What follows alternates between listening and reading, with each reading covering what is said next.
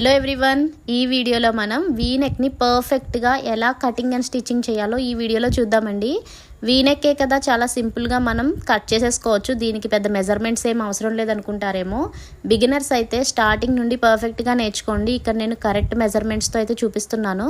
మనం ఎప్పుడూ కూడా నెక్ని తీసుకునేటప్పుడు ఇలా ఇక్కడ నేను చూపిస్తున్నట్టుగా షోల్డర్ మధ్యలో నుండి, అంటే షోల్డర్ మీరు 3 తీసుకున్నా 2.5 తీసుకున్నా దాని మధ్యలో నుండి మనం నెక్ని అయితే మెజర్ చేయాల్సి ఉంటుందండి. ఇక్కడ నేను 7 తీసుకున్నాను, 7 ఇంచెస్.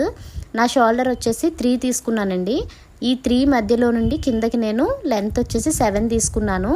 ఇక్కడ నేను వెడల్పు వచ్చేసి కింద కూడా 3 తీసుకున్నాను. ఇప్పుడు ఈ కింద షోల్డర్ కింద తీసుకున్న లెంత్ ఇంకా షోల్డర్ దగ్గర నేను ఇలా బాక్స్లో డ్రా చేసుకున్నాను. ఇప్పుడు మనం షోల్డర్ దగ్గర నుండి ఇలా కింద మనం నోట్ చేసుకున్న 7 ఇంచెస్ వరకు కూడా ఇట్లా వీ షేప్ అయితే మనం డ్రా చేయాల్సి ఉంటుంది. చూసారా, నేను కొంచెం షోల్డర్ లోపలికి డ్రా చేస్తున్నాను, ఎందుకంటే మనకి పర్ఫెక్ట్ షేప్ రావటం కోసం డ్రా చేసుకోవాలండి. అలా అని మొత్తం లోపలికి వెళ్ళిపోకూడదు. బాగా మనకి విడ్త్ అనేది ఎక్కువ వచ్చేస్తుంది, షోల్డర్ విడ్త్. సో ఇలా డ్రా చేసుకున్న తర్వాత ఫుల్గా కట్ చేసేసుకోవాలండి. కట్ చేసేసుకున్న తర్వాత దీనిని ఎలా స్టిచ్ చేసుకోవాలో ఇప్పుడు చూద్దాము.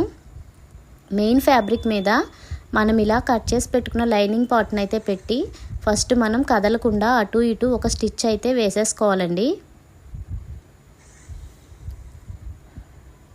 వేసేసుకున్న తర్వాత ఇక్కడ దీన్ని పర్ఫెక్ట్గా పెట్టుకొని ఎక్కడ మడత లేకుండా చూసుకొని రెండు కూడా లైనింగ్ ఇంకా మెయిన్ ఫ్యాబ్రిక్ కూడా అటాచ్ చేసేసుకోవాలి.